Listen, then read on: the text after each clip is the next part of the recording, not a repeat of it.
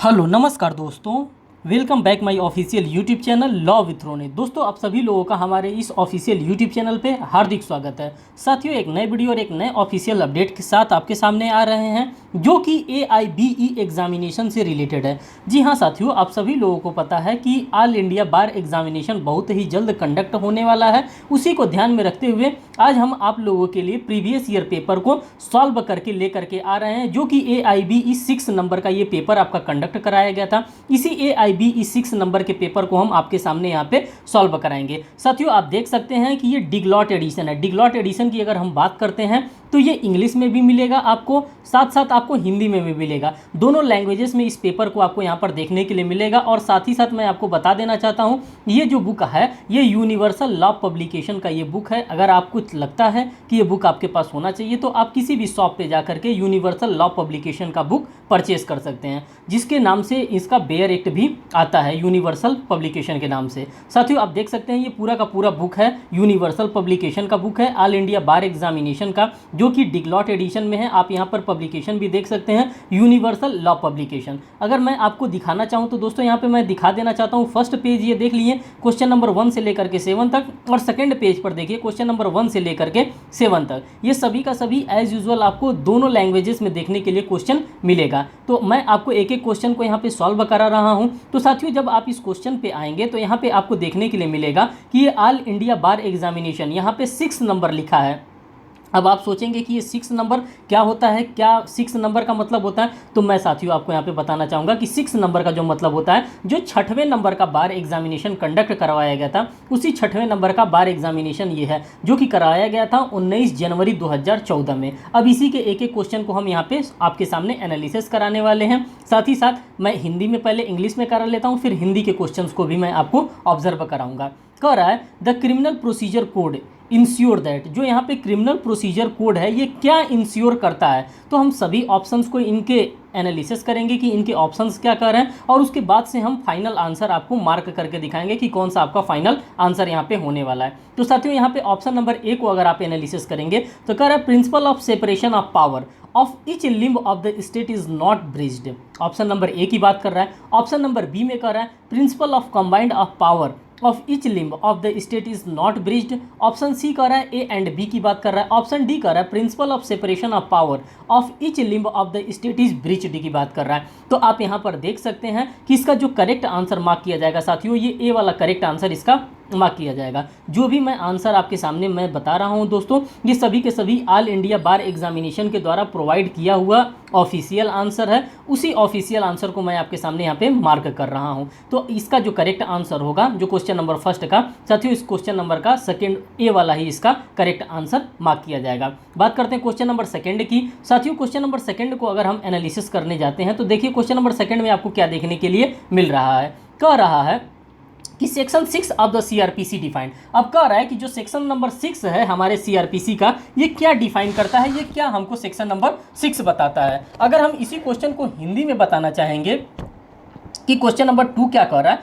तो कह रहा है कि दंड प्रक्रिया संहिता की धारा किसकी बात कर रहा है साथियों, तो दंड प्रक्रिया संहिता की धारा 6 परिभाषित करता है। अब ये धारा 6 किस चीज़ के बारे में परिभाषित करता है, क्या चीज़ परिभाषित करता है? तो साथियों आप लोगों को इसके ऑप्शंस को एनालिसिस करिए। ऑप्शन ए में कह रहा है क्लासेस ऑफ क्रिमिनल कोड्स की बात कर रहा है। किसकी बात कर रहा है, तो क्लासेस ऑफ क्रिमिनल कोड्स की बात कर रहा है। ऑप्शन ए को आप देखेंगे। ऑप्शन अगर बी को देखेंगे तो क्लासेस ऑफ डिस्ट्रिक्ट कोर्ट की बात कर रहा है। ऑप्शन सी को देखेंगे क्लासेस ऑफ म्यूनिसिपल कोर्ट्स की बात कर रहा है। और ऑप्शन डी को देखेंगे तो क्लासेस ऑफ सिविल कोर्ट्स की बात कर रहा है। और साथियों अगर हम इसका जो करेक्ट आंसर मार्क करना चाहेंगे, वो कौन सा करेक्ट आंसर इसका मार्क किया जाएगा, तो आप सभी लोगों के लिए मैं लिख दे रहा हूं, ए वाला इसका क्या होगा साथियों, ए वाला इसका करेक्ट आंसर मार्क किया जाएगा। क्योंकि जब आप CRPC को खोलते हैं और वहां पे सेक्शन नंबर 6 को जब आप ऑब्जर्व करते हैं तो वहां पे क्लासेस ऑफ क्रिमिनल कोड्स की आपको हायरार्की देखने के लिए मिलती है, और यही इसका करेक्ट आंसर मार्क किया जाएगा। तो आप देख सकते हैं कि किस टाइप के आपके AIB के एग्जामिनेशन में क्वेश्चन आपसे रेस किए जाते हैं। आप घबराइए बिल्कुल भी नहीं कि सिर्फ और सिर्फ इंग्लिश में क्वेश्चन है,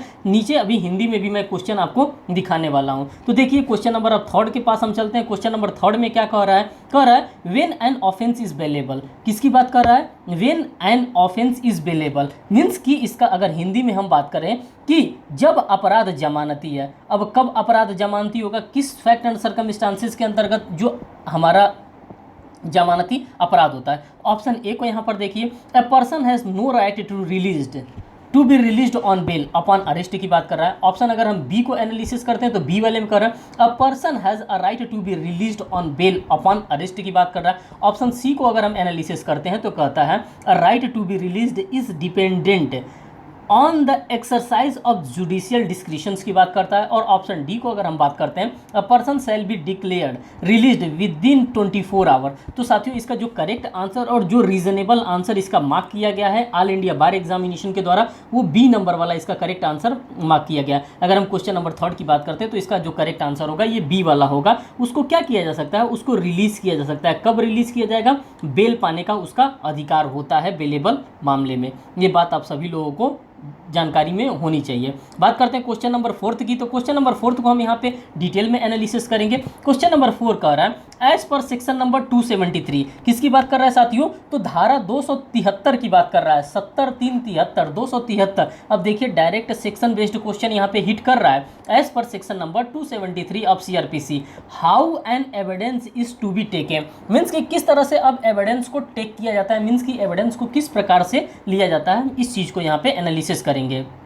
अगर हम इसी क्वेश्चन को हिंदी में बताना चाहेंगे तो कह रहा है दंड प्रक्रिया संहिता की धारा 273 के अनुसार कैसे एक सबूत लिया जाना है, मीन्स कि सबूत को किस प्रकार से लिया जाता है। सबूत भी लेने का क्या होता है, एक तरीका होता है, एक माध्यम होता है। ऐसे नहीं कि जिस प्रकार से वो दे रहा है उस प्रकार से हम रिसीव कर लेंगे। तो इस सबूत लेने के तरीके को आप देखिए। तो ऑप्शन नंबर ए को अगर हम यहाँ पे एनालिसिस करते हैं तो ऑप्शन नंबर ए देखिए कर रहा है in the presence of accused, जब एक्यूज्ड प्रेजेंट होता है तभी हम क्या कर सकते हैं, तभी हम एविडेंस को ले सकते हैं। ऑप्शन नंबर बी में कह रहा है when personal attendance of the accused is dispense with in the presence of this pleader की बात कर रहा है। तो साथियों इसका जो करेक्ट आंसर मार्क किया जाएगा वो डी वाला इसका करेक्ट आंसर मार्क किया जाएगा। कौन सा, डी वाला, क्योंकि दोनों ऑप्शन सही है। ए और बी, जो ए वाला ऑप्शन है ये वाला और ऑप्शन नंबर बी वाला, ये दोनों ऑप्शन सही होने के साथ साथ इसीलिए हमारा जो करेक्ट आंसर यहाँ पे होगा वो कौन सा होगा, तो यहाँ पे हमारा डी वाला करेक्ट आंसर होगा, जिसमें बोथ ए एंड बी की बात हम करते हैं।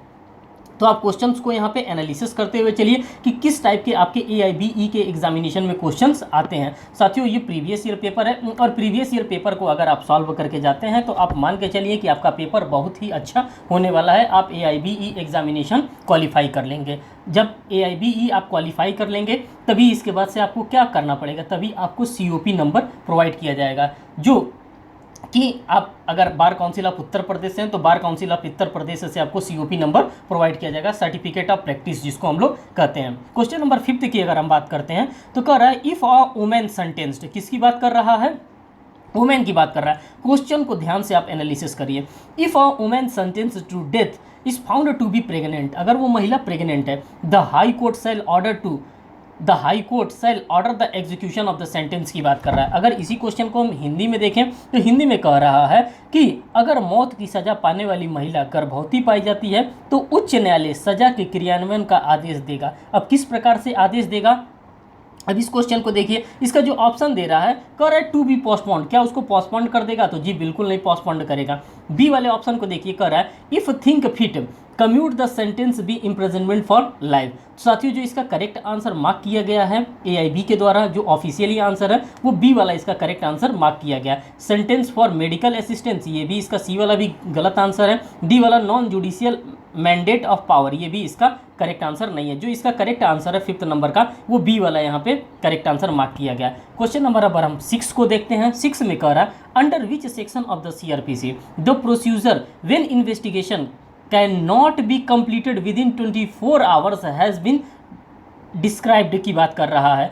कि किस सेक्शन में कहा गया है कि अगर 24 घंटा के अंतर्गत प्रोसीडिंग्स को नहीं कंप्लीट किया गया है। इसी क्वेश्चन को अगर हम हिंदी में रीड आउट करें तो कह रहा है कि दंड प्रक्रिया संहिता की धारा के तहत वह प्रक्रिया जब जांच 24 घंटे के भीतर पूरी नहीं की जा सकती है उसका वर्णन किस धारा के अंतर्गत किया गया है। तो साथियों अगर डायरेक्ट सेक्शन बेस्ड क्वेश्चन पूछ दिया गया, ये सेक्शन नंबर 165 में किया नहीं गया है। इस प्रकार का कोई भी प्रोविजन आपको सेक्शन नंबर 165 में देखने के लिए मिलेगा नहीं। सेक्शन नंबर 166 में भी इस प्रकार का प्रोविजन नहीं है, सेक्शन नंबर 164 में भी नहीं है। जो है साथियों वो किस में है, वो सेक्शन नंबर 167 के अंतर्गत इस प्रकार का प्रोविजन दे रखा है। और हमारा जो करेक्ट आंसर 6 का होगा ये साथियों, ये बी वाला हमारा करेक्ट आंसर यहाँ पे मार्क किया जाएगा। बात करते हैं नेक्स्ट क्वेश्चन, क्वेश्चन नंबर 7 की। और क्वेश्चन नंबर 7 यहाँ पे देखिए क्या कह रहा है। क्वेश्चन नंबर 7 कह रहा है कि what is provided by the code of criminal procedure 1973 की बात करते हैं। किसकी बात करते हैं साथियों? तो क्वेश्चन नंबर 7 की बात करते हैं। और सभी के सभी आप क्वेश्चन देख रहे हैं कि यहाँ पे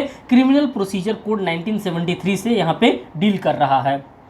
तो यहाँ पे हम 7 नंबर वाले क्वेश्चन की अगर हम बात करते हैं तो इसके ऑप्शंस को आप यहाँ पे एनालिसिस करिए। ऑप्शन ए में कह रहा है the code provide the procedure for the implementation for the criminal justice system की बात कर रहा है। ऑप्शन बी में कह रहा है it provide the mechanism for investigation into trial of the offences की बात कर रहा है। यहाँ तक आप लोगों ने देख लिया।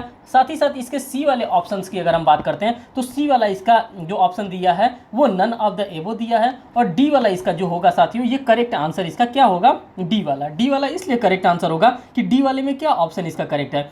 ए एंड बी। क्या होगा साथियों? डी वाला इसका करेक्ट आंसर है, जिसमें ए एंड बी मीन्स कि ये भी सही है और ये भी सही है। जो क्वेश्चन पूछा है क्वेश्चन के अकॉर्डेंस में ए और बी का जो आंसर होगा ये डी वाला इसका करेक्ट आंसर होगा और डी ऑप्शन में ए एंड बी इसका मार्क किया जाएगा। आप लोग इस बात को समझ चुके होंगे। देखिए क्योंकि यहाँ से हमारा क्वेश्चन नंबर फिर से फर्स्ट स्टार्ट हो जा रहा है जो कि हिंदी लैंग्वेज में, और मैं उम्मीद कर रहा हूँ कि सभी क्वेश्चन को मैंने आपको हिंदी लैंग्वेज में बताने का डेफिनेटली प्रयास किया। जो अभी क्वेश्चन नंबर 7 की आप बात कर रहे थे तो साथियों यहाँ पर देख सकते हैं कि क्वेश्चन नंबर 7 का यहाँ पे डी वाला करेक्ट आंसर मार्क किया जा रहा है। ए एंड बी की हम यहाँ पे बात कर रहे हैं।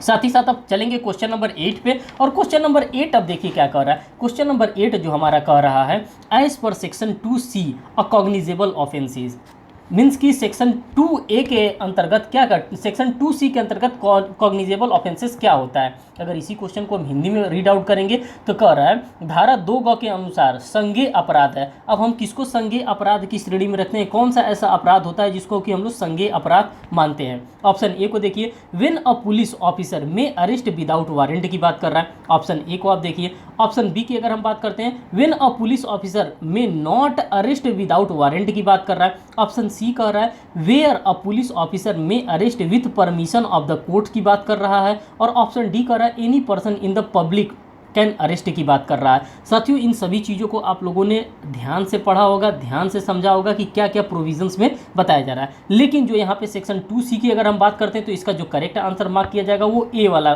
करेक्ट आंसर मार्क किया जाएगा। कौन सा करेक्ट आंसर होगा साथियों? तो क्वेश्चन नंबर 8 का जो आपका करेक्ट आंसर होगा वो 8 वाला यहाँ पे ए वाला आपका करेक्ट आंसर मार्क किया जाएगा। बात करते हैं क्वेश्चन नंबर 9 की। क्वेश्चन नंबर 9 में आप देखिए क्या कह रहा है साथियों, और ये कहाँ से क्वेश्चन आपको पूछा जा रहा है और आप यहाँ से एनालिसिस भी करते हुए चलेंगे कि किस पार्ट से कितने नंबर ऑफ क्वेश्चन आपके AIB के एग्जामिनेशन में पूछा गया। क्या CRPC को ज़्यादा टच किया गया है, कि CPC को ज़्यादा टच किया गया है, कि कॉन्स्टिट्यूशन को ज़्यादा टच किया गया है, कि कॉन्ट्रैक्ट को ज़्यादा टच किया गया, किस पोर्सन को, किस पार्ट को सबसे ज़्यादा AIB एग्जामिनेशन में टच किया जा रहा है। उन्हीं सभी चीज़ों को हम क्या करेंगे, उन्हीं सभी चीज़ों को हम यहाँ पे एनालिसिस करते हुए चलेंगे, एक एक चीज़ों को हम अच्छे से समझते हुए चलेंगे। तो यहाँ पे एक सेक्शन नंबर 100 की बात कर रहा है। और सेक्शन नंबर 100 किसकी बात कर रहा है साथियों? तो सेक्शन नंबर 100 बात कर रहा है CRPC का। इसका जो करेक्ट आंसर होगा यहाँ पे सीजर दे रहा है, क्या उसको सीज कर लिया जाएगा? तो ये बिल्कुल इसका गलत आंसर है। सी वाले में कर रहा है क्या समन किया जाएगा? तो नहीं किया जाएगा। उसमें क्या किया जाएगा? सेक्शन 100 में सर्च करने की बात किया जा रहा है, सर्च वारंट की भी बात नहीं किया जा रहा है। किसकी बात किया जा रहा है? तो सर्च की बात किया जा रहा है। देखिए सब यस यस यस दिया है, सीजर, समन, सर्च, सर्च वारंट। आपको इसमें बिल्कुल भी कंफ्यूज होने की आवश्यकता नहीं। आप देख सकते हैं direct section based question hit किया है और इसी प्रकार के क्वेश्चन हमारे एग्जामिनेशन में आते हैं। और इसका जो करेक्ट आंसर होगा 9 का साथियों, ये बी वाला इसका करेक्ट आंसर मार्क किया जाएगा। आप इन सभी चीज़ों को यहाँ पे एनालिसिस करते हुए चलिए। क्वेश्चन नंबर 10 की अगर हम बात करते हैं तो क्वेश्चन नंबर 10 में आपको क्या देखने के लिए मिल रहा है? कह रहा है is there any maximum period for which an under trial can be detained under section 436A of the CRPC की बात कर रहा है। क्वेश्चन नंबर अगर हम 10 की बात करते हैं हिंदी में तो क्या कह रहा है, क्या कोई अधिकतम अवधि है जिसके लिए दंड प्रक्रिया संहिता की धारा 436 क के तहत एक अंडर ट्रायल को हिरासत में लिया जा सकता है? किसकी बात कर रहा है? जो अंडर ट्रायल है क्या उसको हिरासत में लिया जा सकता है? तो इसके ऑप्शंस को देखिए, ऑप्शन क्या कर रहा है। ऑप्शन पहला कह रहा है ए, कह रहा है yes half of the maximum period of the imprisonment specified for that offences की बात कर रहा है। बी में कह रहा है no period is prescribed. Option C में कह रहा है कोर्ट कैन डिसाइडेड, इसको कोर्ट डिसाइड करेगा। और डी में कह रहा है मैक्सिमम 90 डेज की बात कर रहा है। साथियों जो इसका करेक्ट आंसर होगा क्वेश्चन नंबर 10 का, ये ए वाला आपका करेक्ट आंसर होगा। कौन सा होगा साथियों? तो ए वाला करेक्ट आंसर यहाँ पे मार्क किया जाएगा। किसके अकॉर्डेंस में? तो सेक्शन 436 ए ऑफ सीआरपीसी के अकॉर्डेंस में yes, half of the maximum period of the imprisonment specified that offences की बात यहाँ पे कर रहा है। बात करते हैं क्वेश्चन नंबर 11 की। क्वेश्चन नंबर 11 में देखिए क्या कर रहा है, कर रहा है प्रिजम्पशन ऑफ लॉ इज, यहाँ डायरेक्ट प्रिजम्पशंस की बात कर रहा है। और किस चीज़ के उपधारणा की बात कर रहा है, किस चीज़ के प्रिजम्पशन की बात कर रहा है साथियों? कानून की धारणा का ये उपधारणा का ये किस चीज़ की उपधारणा की बात कर रहा है? तो कह रहा है 11 वाले में डिस्क्रिशनरी। अब यहाँ से आप देख सकते हैं प्रिजम्पशन ऑफ लॉ की बात कर रहा है, मीन्स कि यहाँ पे सीआरपीसी अब खत्म हो गया। अब आप देख रहे हैं कि इंडियन एविडेंस एक्ट से कहीं ना कहीं क्वेश्चन अब लाने का प्रयास किया जा रहा है। कर रहा है डिस्क्रिशन एंड रिबटेबल की बात करता है, मैंडेटरी एंड रिबटेबल की बात करता है, मैंडेटरी एंड इररिबटेबल की बात करता है, और ऑप्शन में डी में कर रहा है ऑल ऑफ द एबोव की बात कर रहा है। तो साथियों यहाँ पे जो आपका करेक्ट आंसर होगा ये सी वाला आपका करेक्ट आंसर मार्क किया जाएगा। कौन सा किया जाएगा? मैंडेटरी भी होता है और इररिबटेबल भी होता है। तो आप देख सकते हैं क्वेश्चन नंबर 11 का यहाँ पे जो करेक्ट आंसर होगा आपका सी वाला करेक्ट आंसर मार्क किया जाएगा। बात करते हैं क्वेश्चन नंबर 12 में। क्वेश्चन नंबर 12 को जब हम यहाँ पे ऑब्जर्व करते हैं तो यहाँ पे कह रहा है इन सेल्वी केसेस, सेल्वी का एक मामला आया था, सेल्वी का एक जजमेंट आया था। In Selvi cases the Supreme Court of India examining the constitutionality of test like narco analysis, polygraphy and brain mapping on the touchstone of की बात कर रहा है। अब किसकी बात कर रहा है? इन सभी चीज़ों के बारे में बात कर रहा है। अगर हम देखते हैं कि क्वेश्चन नंबर 12 को हिंदी में क्या कर रहा है, कह रहा है सेल्वी के मामले में भारत के सर्वोच्च न्यायालय ने नार्को एनालिसिस, पॉलीग्राफ और ब्रेन मैपिंग जैसे परीक्षण की संवैधानिकता की जांच की है। किस प्रकार से इसकी संवैधानिकता की जांच किया है, किस प्रकार से माना है कि ये कॉन्स्टिट्यूशनल है, मीन्स कि जब हम कॉन्स्टिट्यूशनलिटी की बात करते हैं तो ये किसी भी प्रकार से असंवैधानिक नहीं हो सकता।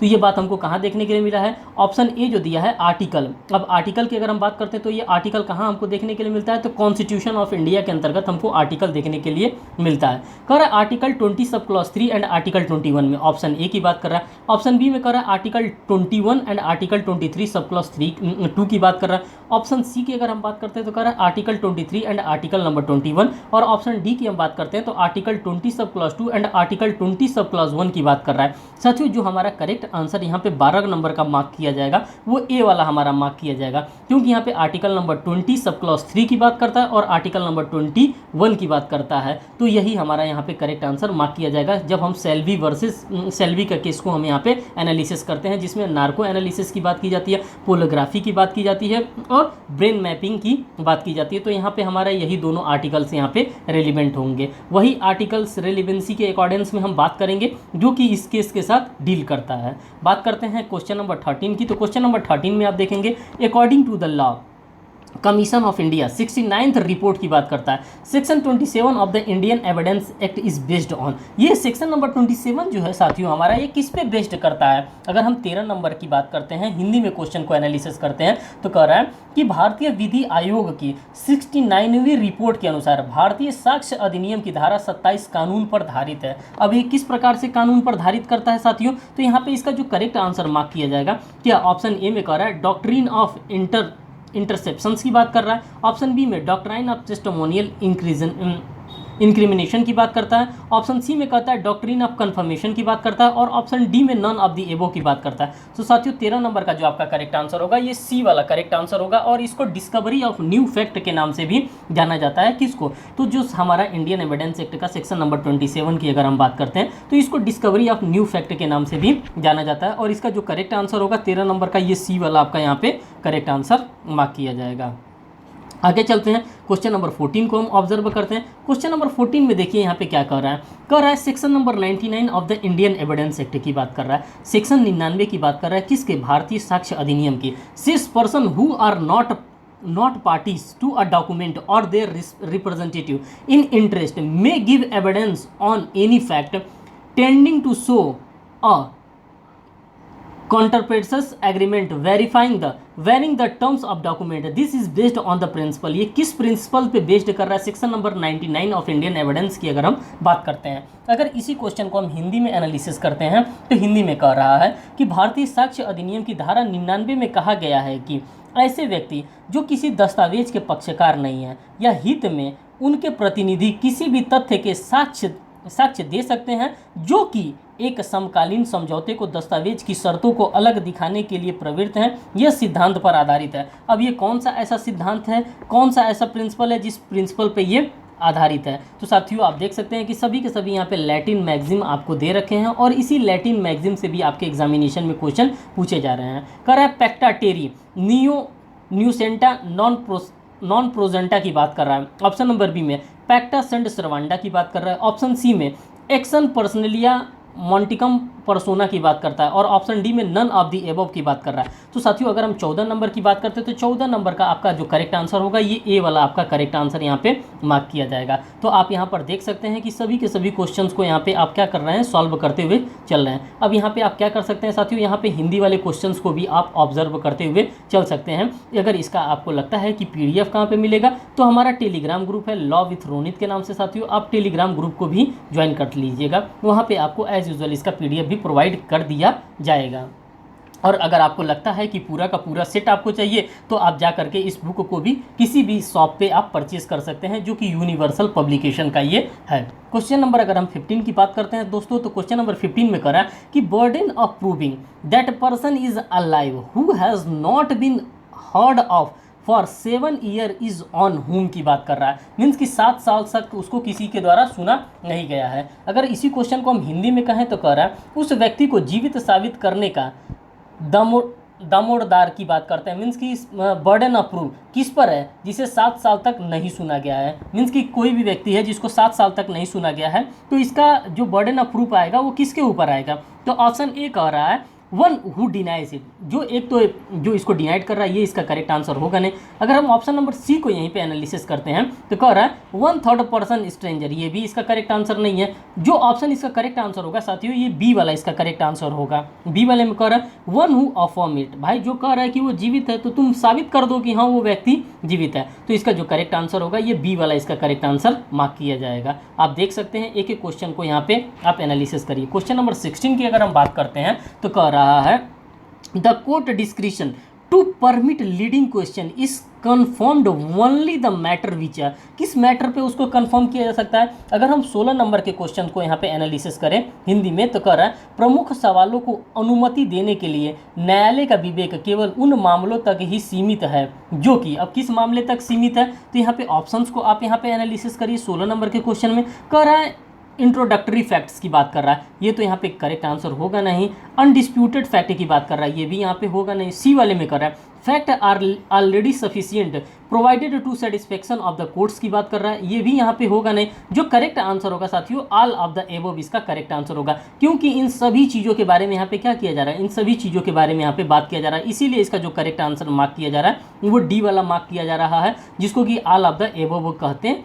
इसमें सभी चीज़ों को शामिल किया गया, इंट्रोडक्टरी फैक्ट को भी शामिल किया गया, अनडिस्प्यूटेड फैक्ट को भी शामिल किया गया है और sufficiently satisfaction of the court को भी यहाँ पे शामिल किया गया। इसीलिए 16 का यहाँ पे जो करेक्ट आंसर होगा साथियों डी वाला करेक्ट आंसर होगा। साथियों आप लोग ध्यान से एनालिसिस करिएगा क्योंकि एक एक क्वेश्चन आपके लिए इंपॉर्टेंट होता है। AIB के एग्जामिनेशन में आपके पास बेयर एक्ट भी होता है, आप बेयर एक्ट लेके भी जाते हैं फिर भी आपसे क्वेश्चन वहाँ पे रॉन्ग हो जाते हैं और काफ़ी लोग फेल भी हो जाते हैं। इसीलिए मैं आपको कह रहा हूँ कि जब आप इन सभी चीज़ों को अच्छे से एनालिसिस करके जाएंगे तो वहाँ पे आपको क्वेश्चन भी छांटने में आपको आसानी मिलेगी। क्वेश्चन नंबर अगर हम 17 की बात करते हैं तो कह रहा है the question is whether a murder be mark on the ground produced by the struggle at or near the place where the murder was committed are relevant fact under. Relevancy की बात कर रहा है, रेलिवेंट फैक्ट अंडर की बात कर रहा है। क्वेश्चन नंबर अगर हम 17 को हिंदी में देखें तो कह रहा है सवाल यह है कि क्या है ए की हत्या बी ने की, जमीन पर निशान जिस स्थान पर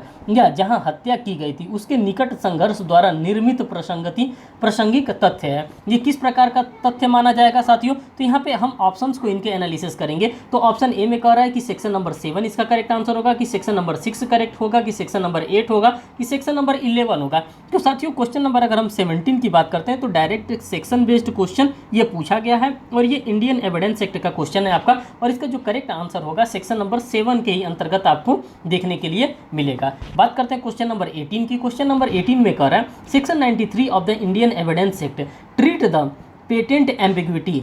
किसकी बात कर रहा है साथियों? हमारे पास दो एम्बिग्विटी होती है, एक लेटेंट एम्बिग्विटी होती है और एक पेटेंट एम्बिग्विटी होती है। तो जो यहाँ पे आपसे क्वेश्चन आस्क किया गया साथियों, ये पेटेंट एम्बिग्विटी से क्वेश्चन पूछा गया है। अगर इसी क्वेश्चन को हिंदी में हम एनालिसिस करें तो कह रहा है भारतीय साक्ष्य अधिनियम की धारा 93 अस्पष्ट संदिग्धता को मानती है। अब ये अस्पष्ट संदिग्धता को क्या मानती है साथियों? तो इसका जो करेक्ट आंसर मार्क किया जाएगा ऑप्शन ए कह रहा है क्यूरेबल होगा तो बिल्कुल नहीं होगा, प्रॉपर होगा तो बिल्कुल नहीं होगा, इनक्यूरेबल होगा। जो पेटेंट एम्बिग्विटी होता है ये इनक्यूरेबल होता है, यही इसका करेक्ट आंसर होगा। अगर हम 18 वाले का देखते हैं साथियों तो 18 वाले का बी ही आपका यहाँ पे करेक्ट आंसर मार्क किया जाएगा। बात करते हैं क्वेश्चन नंबर 19 की। क्वेश्चन नंबर 19 को आप यहाँ पर देखेंगे तो आपको देखिए क्या देखने के लिए मिल रहा है। कह रहा है अ प्रोमिसी और a set of promisee forming consideration to each other is known as. इसको क्या कहा जाता है? अब साथियों यहाँ पर आप देख सकते होंगे कि इंडियन कॉन्ट्रैक्ट एक्ट से रिलेटेड आपको क्वेश्चन अब देखने के लिए मिल रहे हैं। एविडेंस एक्ट के क्वेश्चन कितने थे आपने ऑब्जर्व किया, एक एक चीज़ों को आप यहाँ पे एनालिसिस करते हुए चलिए। क्वेश्चन नंबर 19 को अगर हम हिंदी में बताएं तो कह रहा है एक वचन या वचन का एक दूसरे पर प्रतिफल करने के वाद के रूप में जाना जाता है। अब 19 नंबर का जो आपका ऑप्शन दिया इसके ऑप्शंस को आप एनालिसिस करिए। क्या ये प्रपोजल होता है? तो जी नहीं होता है। क्या ये कंसिडरेशन होता है? तो नहीं होता है। क्या ये कॉन्ट्रैक्ट होता है? तो नहीं होता है। ये क्या होता है साथियों? तो ये एग्रीमेंट होता है। क्या होता है? ये set of promise form consideration to each other is known as क्या होता है? इज नोन एज एग्रीमेंट इसको कहा जाता है। और यही इसका 19 का सी वाला आपका क्या होगा साथियों? 19 का सी वाला आपका यहाँ पे करेक्ट आंसर मार्क किया जाएगा। बात करते हैं क्वेश्चन नंबर 20 में। क्वेश्चन नंबर 20 में बात कर रहा है अब past consideration under Indian law की बात कर रहा है। किसकी बात कर रहा है? तो पास्ट कंसिडरेशन की अगर हम बात करते हैं तो पास्ट कंसिडरेशन का मतलब क्या होता है साथियों? तो क्या पास्ट में दिया गया कंसिडरेशन इनवैलिड होगा? तो बिल्कुल नहीं होगा। क्या वॉइड हो जाएगा पास्ट में दिया हुआ कंसिडरेशन? तो वॉइड भी नहीं होगा। ये क्या रहेगा साथियों? तो ये जो कंसिडरेशन होगा ये वैलिड रहेगा। क्या रहेगा? तो इसका जो करेक्ट आंसर मार्क किया जाएगा 20 का, तो इसका 20 का बी वाला करेक्ट आंसर मार्क किया जाएगा, क्योंकि पास्ट में भी दिया गया कंसिडरेशन क्या होता है? वैलिड रहता है। बात करते हैं क्वेश्चन नंबर 21 की। क्वेश्चन नंबर 21 को आप देखिए यहाँ पे क्या कह रहा है। क्वेश्चन नंबर 21 में कह रहा है कि कैविएट एम्पटर मीन्स किसकी बात कर रहा है साथियों? तो सेक्शन क्वेश्चन नंबर 21 में कह रहा है कैविएट एम्पटर का अर्थ होता है। अब इसका क्या मतलब होता है? और ये इस टाइप के क्वेश्चन आपके एग्जामिनेशन में बार बार पूछा जाता है। तो कह रहा है परचेजर बिहेवियर की बात कर रहा है ऑप्शन नंबर ए में। ऑप्शन नंबर बी में कह रहा है सेलर बिहेवियर होता है कैविएटर इम्पटर का मतलब। सी में कह रहा है थिंक आउटसाइड कमेंट्स की बात करता है, कॉमर्स की बात करता है, और वेयरिंग लेटर की बात कर रहा है। साथियों अगर हम 21 नंबर की बात करते हैं तो इसका करेक्ट आंसर ए वाला होगा। परचेसर बिहेवियर की अगर हम बात करते हैं इसका जो करेक्ट आंसर मार्क किया जाएगा वो ए वाला मार्क किया जाएगा क्वेश्चन नंबर 21 का। आप यहाँ पर देखिए क्वेश्चन नंबर 22 की अगर हम बात करते हैं कह रहा है कंज्यूम्स एड एडम का मीन्स का मतलब क्या होता है? ये एक लैटिन मैगजीन दिया है और इस लैटिन मैगजीन के बारे में हमको दे करके पूछ रहा है। ऑप्शन ए दे रहा है कि इसका मतलब क्या होता है? गुड फेथ होता है, तो जी बिल्कुल इसका मतलब गुड फेथ नहीं होगा। ऑप्शन सी कह रहा है कि ओपिनियन ऑफ द ऑफरी होता है, तो जी बिल्कुल नहीं होगा। ऑप्शन बी कह रहा है opinion of the third party होगा, तो ये भी बिल्कुल नहीं होगा। ऑप्शन डी का मतलब कह रहा है मीटिंग ऑफ द माइंड्स की बात कर रहा है, मीन्स की कंज्यूमेंस एडम मीन्स का मतलब होता है मीटिंग ऑफ माइंड, मीन्स कि दोनों लोगों का माइंड जो वो मांग रहा है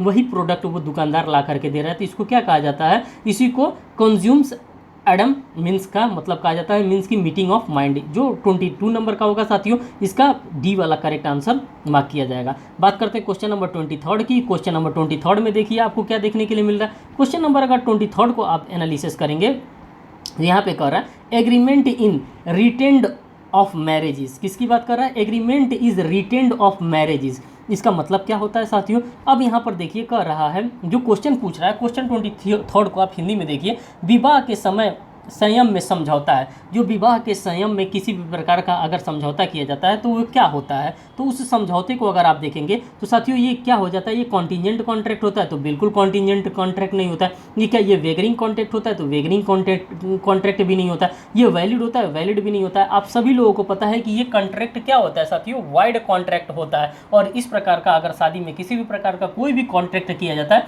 तो वो वाइड एब इनिशियो होता है। शुरुआत से ही वो कॉन्ट्रैक्ट क्या होता है साथियों, शुरुआत से ही वो कॉन्ट्रैक्ट शून्य होता है। तो ये बात आपको ध्यान में रखनी होगी। क्वेश्चन नंबर 24 को एनालिसिस करिए। क्वेश्चन नंबर 24 में कह रहा है, A tells B the shopkeeper gives Z the goods, I will see you paid this contract is, I will see you paid this contract is. इस प्रकार का अगर कोई कॉन्ट्रैक्ट किया जा रहा है, इसको हिंदी में मैं बताता हूँ। ए बी को दुकानदार बताता है, जेड को सामान दे देता है, मैं तुम्हें भुगतान कर दूंगी, यह संविदा है। अगर इस प्रकार का उधारी लगाया जा रहा है तो ये किस प्रकार के संविदा के अंतर्गत आता है? क्या इस संविदा को हम बेलमेंट कहेंगे? तो ये बेलमेंट थोड़े नहीं होता है। क्या गारंटी कहेंगे? तो ये गारंटी भी नहीं होता है। क्या ये एजेंसी कहेंगे? एजेंसी भी नहीं होता है। ये क्या होता है? ये इंडेमनिटी होता है। और इंडेमनिटी को हमको क्या करना होता है? इंडेमनिटी को बाय द टाइम बिंग हमको पेड करना होता है। ये एक प्रकार का क्या होता है? उधार होता है, इंडेमनिटी की बात कर रहा है। तो 24 का जो आपका करेक्ट आंसर होगा साथियों, 24 का डी वाला आपका यहाँ पे करेक्ट आंसर मार्क किया जाएगा। बात करते हैं क्वेश्चन नंबर 25 की। क्वेश्चन नंबर 25 को आप एनालिसिस करिए। कह रहा है, a contract to perform the promise or discharge the liability of the third person in case of his default is a contract of. ये किस चीज़ के कॉन्ट्रैक्ट के बारे में बात कर रहा है साथियों? ये किस चीज़ का कॉन्ट्रैक्ट यहाँ पे दे रहा है? अगर हम इसी क्वेश्चन नंबर 25 को अगर हम यहाँ पे हिंदी में एनालिसिस करें तो कह रहा है, वादा करने या अपने डिफॉल्ट के मामले में किसी तीसरे व्यक्ति के दायित्व का निर्वहन करने का अनुबंध है। अब इस अनुबंध को क्या कहा जाता है? तो 25 नंबर के अगर आप क्वेश्चन को देखेंगे तो 25 के ऑप्शन का नंबर ए कि किसकी बात कर रहा है? गारंटी की बात कर रहा है। 25 का ऑप्शन बी क्या कर रहा है? डिफॉल्ट की बात कर रहा है। 25 का ऑप्शन सी इंडेमनिटी की बात करता है। 25 का ऑप्शन डी पार्टनरशिप की बात कर रहा है। तो 25 नंबर का जो आपका करेक्ट आंसर मार्क किया जाएगा साथियों, ये ए वाला आपका करेक्ट आंसर होगा। और इसमें किस चीज़ की बात कर रहा है? तो गारंटी की बात कर रहा है, क्योंकि यहाँ पे गारंटी लिया जा रहा है, इसीलिए गारंटी की बात यहाँ पे आपको देखने के लिए मिल रही है। अब यही सेम क्वेश्चन एज यूजुअल आपको यहाँ पे हिंदी में देखने के लिए मिल रहा है। और मैं बार बार आपको कह रहा हूँ, अगर आपको लगता है कि इसका PDF आपके पास होना चाहिए तो साथियों आप सिंपल जा करके टेलीग्राम ग्रुप पे LAW क्या होगा, तो ये LAW law with WITH law with Ronit RONIT, आप लॉ विथ रोनित सर्च कर लेंगे। चाहेंगे तो आगे @ भी आप लगा देंगे तो आपको टेलीग्राम पे ये मिल जाएगा और इसको आप ज्वाइन कर लेंगे। 750 तक मेंबर हैं जो कि लॉ के ही हमारे फ्रेंड हैं और वहाँ पे आप ज्वाइन कर लेंगे। वहाँ पे एज यूजुअल आपको PDF मिल जाएगा। बात करते हैं क्वेश्चन नंबर 26 की। तो क्वेश्चन नंबर 26 की अगर हम बात करते हैं तो यहाँ पे आप देखिए, कह रहा है, he who does not act through another does it himself is a contract of. ये किस प्रकार का कॉन्ट्रैक्ट इसको माना जाएगा? अगर हम 26 नंबर को क्वेश्चन को अगर हिंदी में एनालिसिस करें तो कह रहा है, जो दूसरे के माध्यम से कार्य करता है वह स्वयं करता है, यह एक अनुबंध है। ये किस प्रकार के अनुबंध के अंतर्गत आता है साथियों? तो 26 नंबर का यहाँ पे जो करेक्ट आंसर होगा, क्या ये सेल होता है? जो दूसरे के द्वारा कर रहा है तो वो दूसरे के द्वारा कर रहा है तो वो क्या कर रहा है? वो सेल नहीं कर रहा है। क्या वो परचेस कर रहा है? तो परचेस भी नहीं होगा। क्या वो पार्टनरशिप कर रहा है? पार्टनरशिप भी नहीं होगा। अब बचा क्या हमारे पास ऑप्शन? तो साथियों यहाँ पे एजेंसी हमारे पास बचा और जो हमारा करेक्ट आंसर होगा ये सी वाला ही होगा। मीन्स की एजेंसी ही हमारा यहाँ पे क्या होगा? करेक्ट आंसर मार्क किया जाएगा क्वेश्चन नंबर 26 का सी वाला। बात करते हैं क्वेश्चन नंबर 27 में। क्वेश्चन नंबर 27 को अगर हम एनालिसिस करें तो कह रहा है, when at the desire of the promisor. किसकी बात कर रहा है? When at the desire of the promisor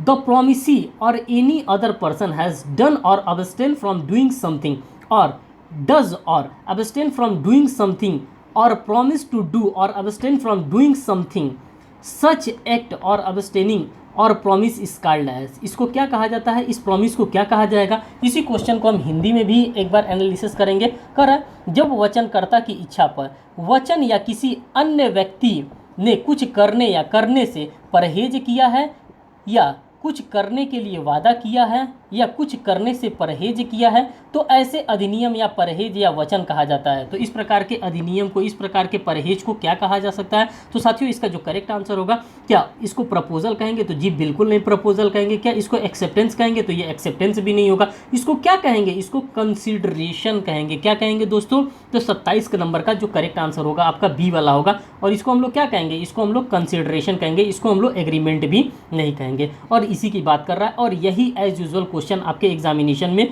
पूछा गया था AIB 6 के एग्जामिनेशन में। बात करते हैं क्वेश्चन नंबर 28 की। और क्वेश्चन नंबर 28 को अगर हम एनालिसिस करेंगे तो यहाँ पे आपको देखने के लिए मिलेगा, क्या कह रहा है क्वेश्चन नंबर 28? कह रहा है एक्स एंड वाई, किसकी बात कर रहा है? एक्स और वाई 20,000, बट दिस डेप्ट is barred by the limitation act. ये बार्ड कर गया था किससे? लिमिटेशन एक्ट से, क्योंकि आपके एग्जामिनेशन में लिमिटेशन एक्ट से भी क्वेश्चन आता है, इसीलिए लिमिटेशन एक्ट से भी क्वेश्चन आपको देखने के लिए मिल रहा है। Limitation act, X inscribed and written promise to pay B ₹15,000 on account of the debit. This is, ये इस प्रकार से अगर डेबिट कर रहा है तो ये क्या होगा? ये इस प्रकार से इनवैलिड होगा? तो जी बिल्कुल नहीं इनवैलिड होगा। क्या वॉइड हो जाएगा, शून्य हो जाएगा? तो बिल्कुल नहीं होगा। क्या वॉइडेबल हो जाएगा, ऑप्शन ऑफ द पार्टीज हो जाएगा? तो बिल्कुल नहीं होगा। ये क्या होगा? ये वैलिड होगा, और उसी वैलिडिटी की बात यहाँ पे कर रहा है। और 28 का जो आपका करेक्ट आंसर मार्क किया जाएगा साथियों, ये सी वाला करेक्ट आंसर आपका यहाँ पे मार्क किया जाएगा।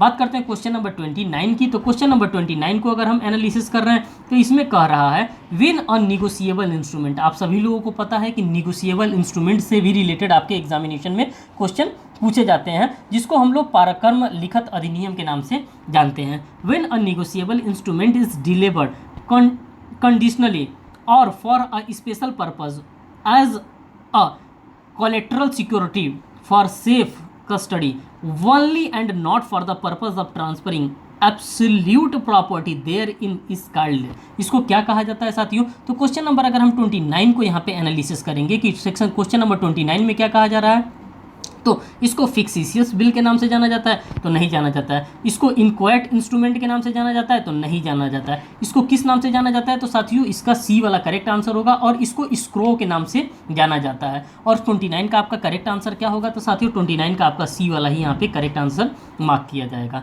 बात करते हैं क्वेश्चन नंबर 30 की। क्वेश्चन नंबर 30 को हम यहाँ पे एनालिसिस करेंगे।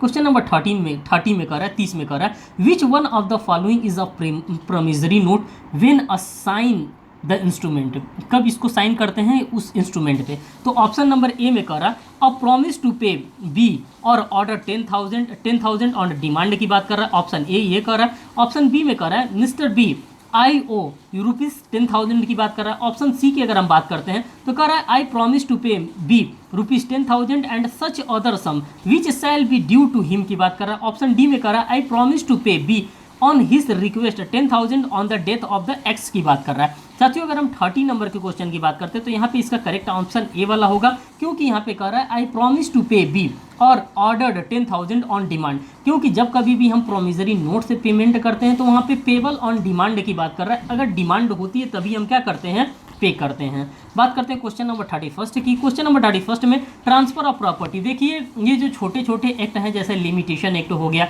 NI एक्ट हो गया, नेगोशिएबल इंस्ट्रूमेंट एक्ट हो गया, इससे आपको 2 से 1 क्वेश्चन देखने के लिए मिलेंगे। लेकिन जब हम बड़े एक्ट की बात करते हैं, जिसमें कि आपका IPC हो गया, CPC हो गया, CRPC हो गया, कॉन्स्टिट्यूशन हो गया, कॉन्ट्रैक्ट हो गया, ट्रांसफर ऑफ प्रॉपर्टी एक्ट हो गया, इन सभी एक्ट से आपको क्वेश्चन अच्छे खासे नंबर ऑफ क्वेश्चंस देखने के लिए मिलेंगे। इसीलिए इन सभी क्वेश्चंस को मैं आपके सामने एक एक करके एनालिसिस कराता हुआ चल रहा हूँ। अब यहाँ पर देखिए ट्रांसफर ऑफ प्रॉपर्टी एक्ट से रिलेटेड क्वेश्चन नंबर 31 आ गया। कह रहा है transfer of property act applies to transfer.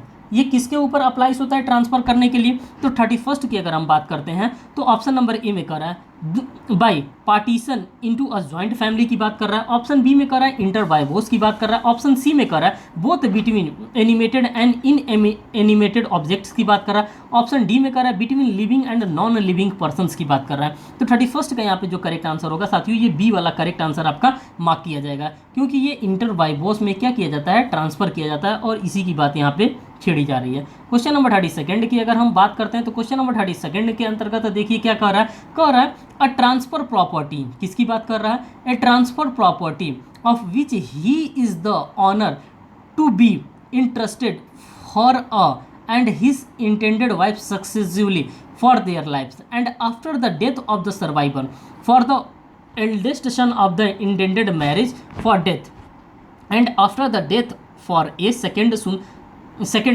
the interest of the creator by the created for the benefit of the eldest son की बात यहाँ पे हम करते हैं। अगर हम इस क्वेश्चन को 32 नंबर के क्वेश्चन को अगर हिंदी में एनालिसिस करें तो कह रहा है एक अंतरण की संपत्ति जिसमें वह ए के लिए बी में न्यासी है और अपनी पत्नी को क्रमिक रूप से उसके जीवन के लिए और उत्तरजीवी की मृत्यु के बाद जीवन के लिए इच्छित विवाह के सबसे बड़े बेटे के लिए और ए की मृत्यु के बाद दूसरा बेटा सबसे बड़े बेटे के लाभ के लिए बनाया गया हित। अब इस प्रकार के हित को हम क्या कहते हैं साथियों? अगर हम इस प्रकार के हित की बात करते हैं तो इसको कहते हैं डोजोंट नेक टेक इफेक्ट की बात करते हैं। इसका जो करेक्ट आंसर मार्क किया जाएगा 32 नंबर वाले क्वेश्चन का जो करेक्ट आंसर होगा साथियों, ये ए वाला इसका करेक्ट आंसर मार्क किया जाएगा। आप यहाँ पर देख सकते हैं 32 का ए वाला यहाँ पे करेक्ट आंसर होगा।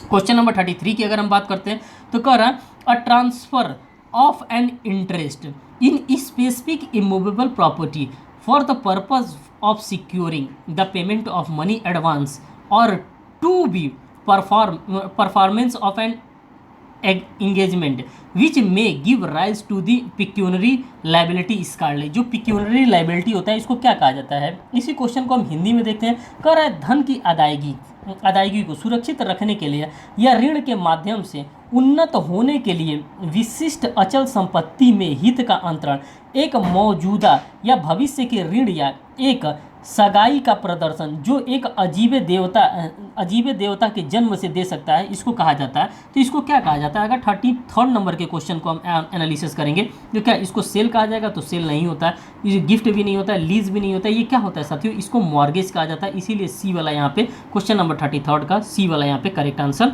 मार्क किया जा रहा है। अब आप यहाँ पर देख सकते हैं एज यूजुअल क्वेश्चन आपको हिंदी में यहाँ पर देखने के लिए मिल रहा है। और मैं बार बार आपको कह रहा हूँ कि अगर आपको PDF की डिमांड है तो आप टेलीग्राम ग्रुप को ज्वाइन करेंगे। अगर आप चैनल नए हैं तो चैनल को भी सब्सक्राइब करेंगे और ये वीडियोस को अपने फ्रेंड सर्कल में भी भेजेंगे जिनको AIB एग्जामिनेशन देना है। क्वेश्चन नंबर 34 की अगर हम बात करते हैं दोस्तों तो कह रहा है a lease of immovable property from year to year or for any term exceeding 1 year or reserving a yearly rent can be made only by a. किस प्रकार से साथियों कर रहा है? Only by A. 34 नंबर के अगर हम क्वेश्चन को ऑब्जर्व करेंगे तो इसका जो करेक्ट आंसर होगा, क्या ये ओरल एग्रीमेंट होगा? तो नहीं होगा। क्या ये रिटन एग्रीमेंट होगा? नहीं होगा। क्या वो पार्टीशन होगा? तो नहीं होगा। ये क्या होगा? ये रजिस्टर्ड इंस्ट्रूमेंट के द्वारा होगा। किसके द्वारा होगा साथियों? तो ये रजिस्टर्ड इंस्ट्रूमेंट के द्वारा होगा और इसी रजिस्टर्ड इंस्ट्रूमेंट की बात यहाँ पे आपको देखने के लिए मिल रही है। क्वेश्चन नंबर 35 को अगर हम एनालिसिस करेंगे तो क्वेश्चन नंबर 35 में देखिए क्या कह रहा है specific performance of contract can be ordered at discretion of court की बात कर रहा है। अब SRA से आपको क्वेश्चन यहाँ पर देखने के लिए मिल रहा है, मीन्स कि स्पेसिफिक रिलीफ एक्ट से क्वेश्चन हमको देखने के लिए मिल रहा है। और ये ऑप्शन इसके बहुत बड़े हैं तो मैं आपको ऑप्शंस पहले ही मार्क कर दे रहा हूँ। इसका ए वाला करेक्ट आंसर इसके मार्क किया जाएगा। When the act agreed to be done in such the compensation in money for non performance will not given sufficient relief की बात कर रहा है। साथियों जब SRA आप पढ़ेंगे अच्छे से तो SRA के अंतर्गत आपको ये चीज़ें देखने के लिए मिलेंगी और इसका जो करेक्ट आंसर होगा ये ए वाला इसका करेक्ट आंसर मार्क किया जाएगा। क्वेश्चन नंबर 36 की अगर हम बात करते हैं 36 वाले क्वेश्चन में आपको देखिए क्या कह रहा है कि under section 9 of the specific relief act the person against whom the relief is claimed may plead by way of defences any ground which is available to him की बात कर रहा है। क्वेश्चन नंबर 36 में जो आपका करेक्ट आंसर मार्क किया जाएगा अंडर लॉ ऑफ टॉर्ट के अंतर्गत होता है तो बिल्कुल नहीं होता है। ऑप्शन बी में कर रहा है under any law relating to contract होता है तो साथियों इसका जो करेक्ट आंसर होगा ये बी वाला ही इसका करेक्ट आंसर मार्क किया जाएगा। अंडर IPC और अंडर CRPC ये नहीं होगा, इसका बी वाला करेक्ट आंसर होगा क्वेश्चन नंबर 36 का। बात करते हैं क्वेश्चन नंबर 37 में, तो क्वेश्चन नंबर 37 को आप एनालिसिस करिए। कह रहा है the following contract can not be specifically enforced की बात कर रहा है, can not be specially enforced की बात कर रहा है। अगर क्वेश्चन नंबर 37 की हम बात करते हैं तो इसका जो करेक्ट आंसर होगा साथियों ए वाला होगा। कह रहा है a contract the performance of which immovable involve the performances of continuous duty which the court can not supervise की बात कर रहा है। क्या कर रहा है साथियों कि court can not B supervise की बात कर रहा है। और 37 नंबर का आपका ए वाला ही ऑप्शन यहाँ पे करेक्ट आंसर मार्क किया जाएगा। क्वेश्चन नंबर 38 की अगर हम बात करते हैं तो क्वेश्चन नंबर 38 के अंतर्गत आपको क्या मिल रहा है, कह रहा है A sell a TV to a minor. A के द्वारा एक टीवी बेचा जा रहा है, किसको बेचा जा रहा है, तो माइनर को बेचा जा रहा है। Who pay for it by means a cheque, A endorse the cheque and X takes in good faith, good faith की बात कर रहे हैं यहाँ पे, and for value the cheque was dishonoured on presentation, X can enforce the payment for the cheque की बात कर रहा है। और यहाँ पे किसकी बात कर रहा है, माइनर की बात कर रहा है साथियों। देखिएगा तो कह रहे हैं क्या वो कर सकता है, अगेंस्ट माइनर वो केस कर सकता है, तो बिल्कुल नहीं कर सकता है। अगेंस्ट माइनर एंड ए नहीं कर सकता है। अगेंस्ट ए ओनली, किसके अगेंस्ट कर सकता है, तो सिर्फ और सिर्फ ए के अगेंस्ट कर सकता है, माइनर के अगेंस्ट नहीं। Can not enforcing against the body. यहाँ पे जो इसका करेक्ट आंसर होगा साथियों, यहाँ पे सी वाला इसका करेक्ट आंसर मार्क किया जाएगा। क्वेश्चन नंबर 39 की अगर हम बात करते हैं, क्वेश्चन नंबर 39 में आपको देखिए क्या कह रहा है, कह रहा है कि who has an authority to prescribe qualification and disqualification for membership of the bar councils की बात कर रहा है। किसकी बात कर रहा है साथियों, तो बार काउंसिल से भी रिलेटेड आपके एग्जामिनेशन में क्वेश्चन पूछे जाते हैं, इसीलिए बार काउंसिल के बारे में भी यहाँ पे क्वेश्चन रेज किया जा रहा है। कह रहा है state bar council, bar council of India की बात कर रहा है, सुप्रीम कोर्ट ऑफ इंडिया, तो सुप्रीम कोर्ट बार एसोसिएशन। क्योंकि अभी हम किसकी बात कर रहे हैं, तो यहाँ पे बार काउंसिल, और हमारे पास कितने बार काउंसिल होते हैं, तो एक स्टेट का हमारा बार काउंसिल होता है और एक बार काउंसिल ऑफ इंडिया होता है। यहाँ पे जो आपका करेक्ट आंसर होगा साथियों, ये बी वाला करेक्ट आंसर होगा। और ये किसकी बात कर रहा है, तो ये बार काउंसिल ऑफ इंडिया की बात कर रहा है, ठीक, जिसका आप एग्जामिनेशन देने जा रहे हैं। वही सेम क्वेश्चन आपको यहाँ पे हिंदी लैंग्वेज में देखने के लिए मिलेगा, तो आप इसको भी आप एनालिसिस करते हुए चलेंगे। बात करते हैं क्वेश्चन नंबर 40 में। क्वेश्चन नंबर 40 में आप देखिए कर रहा है Indian council of legal aid and advice versus BCI, bar council of India, case deals with the issue of, ये किस चीज़ से इशू, किस इशू के साथ डील कर रहा है, तो साथियों इसमें किसी भी प्रकार के इशू की बात नहीं है। यहाँ पे जो हमारा करेक्ट आंसर होगा वो डी होगा, prescribing as bar on enrolment of advocates की बात कर रहा है। और इसी को लेकर के एक हमारे पास केस आया था, और उस केस का नाम क्या था, तो उस केस का नाम था Indian council of legal aid and advice versus BCI. ये इसका करेक्ट आंसर डी वाला मार्क किया जाएगा। बात करते हैं क्वेश्चन नंबर 41 में, कह रहा है for transfer of roll from one state to another an application is made to the, अब ये एप्लीकेशन किसको दिया जाएगा, किस प्रकार से मेड किया जाएगा, तो साथियों यहाँ पे ऑप्शंस को आप एनालिसिस करिए। बार काउंसिल ऑफ इंडिया को दिया जाएगा, बात सही कह रहा है, और यही इसका करेक्ट आंसर भी होगा। इसके बी वाले ऑप्शन को भी आप देख लीजिए, state bar council one whether one is enrolled, ये नहीं होगा ऑप्शन इसका। State bar council whether one seek to transfer, ये भी नहीं होगा। Option D high court of the state where one is enrolled, ये भी इसका करेक्ट आंसर नहीं होगा। जो 41 का करेक्ट आंसर होगा साथियों, ये ए वाला ही इसका करेक्ट आंसर मार्क किया जाएगा। बात करते हैं क्वेश्चन नंबर 42 की। अब क्वेश्चन नंबर 42 में आप देखिए कि क्या कह रहा है, आगे चलते हैं। क्वेश्चन नंबर 42 को आप यहाँ पे देखिए, कह रहा है कि विच of the following committee can not B constitute by the state bar council की बात कर रहा है। किसकी बात कर रहा है, कॉन्स्टिट्यूट स्टेट बार काउंसिल की बात कर रहा है। जब हम 42 की बात करते हैं और स्टेट बार काउंसिल की बात करते हैं, तो इसके ऑप्शंस को देखिए। कह रहा है स्पेशल कमेटी, तो ये स्पेशल कमेटी होगा नहीं। डिसिप्लिनरी कमेटी, तो डिसिप्लिनरी कमेटी होगा नहीं। लीगल एड कमेटी, तो लीगल एड कमेटी होगा नहीं। लीगल एजुकेशन कमेटी होगा, और लीगल एजुकेशन कमेटी मीन्स कि डी वाला 42 नंबर का आपका यहाँ पे क्या होगा, आपका यहाँ पे करेक्ट आंसर मार्क किया जाएगा।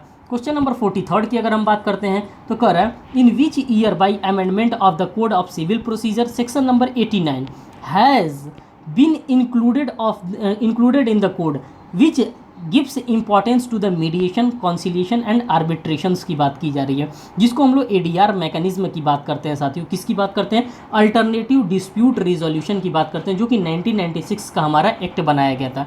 इसमें कौन सा करेक्ट आंसर है आपको यहाँ पे मार्क करना होगा साथियों, ऑप्शन नंबर ए 2002, यही इसका क्या होगा, इसी ईयर में इसको इनकॉर्पोरेटेड किया गया, इसको इंपॉर्टेंस दिया गया मीडिएशन, कॉन्सिलिएशन एंड आर्बिट्रेशन को सन 2002 में, सन 2013 में नहीं, सन 2004 में नहीं, सन 2012 में नहीं। जो करेक्ट आंसर होगा साथियों, इसका ए वाला करेक्ट आंसर होगा क्वेश्चन नंबर 43 का।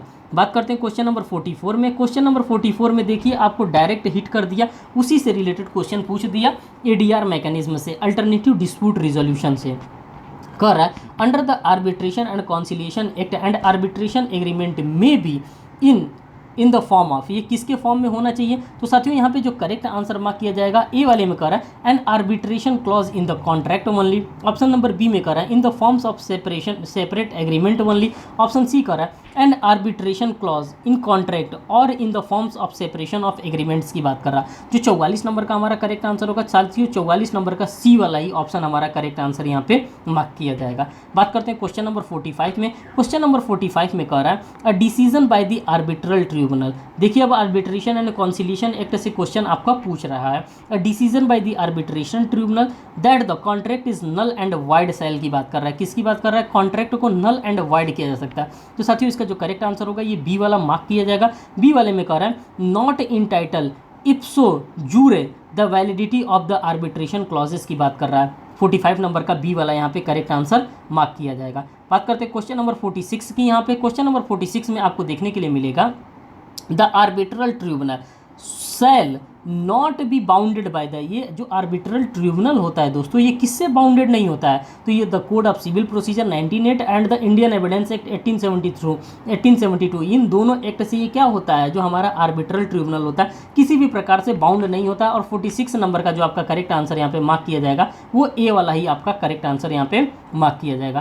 क्वेश्चन नंबर 47 की हम बात करते हैं। क्वेश्चन नंबर 47 में कह रहा है claim made by the defendant in a suit against the plaintiff की बात कर रहा है। 47 का आपका जो करेक्ट आंसर होगा साथियों यहाँ पे किसकी बात कर रहा है, तो सी वाला ऑप्शन मींस की काउंटर क्लेम की बात यहाँ पे की जा रही है और यही आपका करेक्ट आंसर यहाँ पे मार्क किया जाएगा। अब आप देख सकते हैं हिंदी वाले क्वेश्चंस को। अब आगे चलते हैं, अब आगे के क्वेश्चंस को हम यहाँ पे डील करते हैं। क्वेश्चन नंबर 48 की अगर हम बात करते हैं दोस्तों तो क्वेश्चन नंबर 48 के क्वेश्चन को आप देखिए। यहाँ पे क्वेश्चन नंबर 48 में कह रहा है कि इंटरप्लीडर सूट किसकी बात कर रहा है साथियों, तो बात कर रहा है interpleader suit is deals with which of the following sections of the CPC. किसकी बात कर रहा है कि सीपीसी के किस फॉलोइंग सेक्शन से डील करता है। तो साथियों ये जो डील करता है सेक्शन नंबर 87 से डील नहीं करता है, सेक्शन नंबर 89 डील नहीं कर रहा। अभी आप देखें सेक्शन नंबर 89 एडीआर मैकेनिज्म के साथ डील कर रहा था। ये जो डील करता है ये सेक्शन नंबर 88 से डील करता है। किसके सेक्शन नंबर 88 के, तो साथियों सीपीसी के सेक्शन नंबर 88 और बी वाला इसका क्या होगा, बी वाला इसका करेक्ट आंसर मार्क किया जाएगा। क्वेश्चन नंबर 49 की अगर हम बात करते हैं तो क्वेश्चन नंबर 49 में कह रहा है as required by the section number 80 CPC the suit can be instituted after the expiration of. अब यहाँ पे आपसे डेट पूछ रहा है कि कितने दिनों के एक्सपायरेशन की बात कर रहा है। क्या 1 मंथ के एक्सपायरेशन के, तो बिल्कुल नहीं। 60 दिन के एक्सपायरेशन से, तो बिल्कुल नहीं। डे 60 दिया है, डे 30 दिया है। अब मंथ की बात कर रहा है, किसकी बात कर रहा है, एक्सपायरेशन ऑफ द, यहाँ पे 2 मंथ होगा। 2 मंथ के जगह पे आप 60 डे लगा देंगे तो गलत होगा। यहाँ पे आपका करेक्ट आंसर क्या होगा, यहाँ पे आपका करेक्ट आंसर बी वाला मार्क किया जाएगा। मंथ में पूछ रहा है, डेज में नहीं पूछ रहा है, क्योंकि हमारा डेज कभी कभी क्या होता है, कभी 31 का भी महीना हो जाता है, तो इसीलिए मंथ की बात कर रहा है। बात आगे करते हैं, क्वेश्चन नंबर 50 की बात करते हैं। क्वेश्चन नंबर 50 में आपको देखिए कह रहा है under section number 2 sub clause 2 of CPC rejection of plaint से रिलेटेड क्वेश्चन पूछ रहा है। जो रिजेक्शन ऑफ प्लेंट होता है ये क्या होता है, ये डिक्री होता है, क्रॉस डिक्री होता है, क्रॉस अपील होता है। ये क्या होता है साथियों, ये डिम्ड डिक्री के अंतर्गत माना जाता है और इसका जो करेक्ट आंसर होगा 50 नंबर का बी वाला आपका करेक्ट आंसर होगा। तो साथियों इस वाले क्वेश्चन को आप देख सकते हैं, इन सभी का आंसर भी आप यहाँ पर देख सकते हैं। आज साथियों मैं आप लोगों के लिए मात्र 50 क्वेश्चन ही लेकर के आया हूँ। अगर आप लोगों का पॉजिटिवली रिस्पॉन्स आता है कि हाँ इस सेशन को आगे बढ़ाया जाए तो डेफिनेटली मैं आपके लिए 50-50 क्वेश्चन का मैं सेट डेली, जब तक आपका एग्जामिनेशन नहीं ओवर हो रहा है तब तक मैं एक एक करके सेट आपके सामने डेली एक एक लेकर के आता रहूँगा। साथियों आप लोग पॉजिटिवली कमेंट करिएगा और इस वीडियो को ज़्यादा से ज़्यादा ग्रुप्स में आप शेयर करिएगा, जो भी ग्रुप्स आप इस्तेमाल करते हैं, कि ज़्यादा से ज़्यादा कैंडिडेट हमारे साथ जुड़े और हमारी फैमिली जो हो मजबूत हो। फिर मिलेंगे एक नेक्स्ट वीडियो में एक नेक्स्ट अपडेट के साथ, तब तक के लिए धन्यवाद।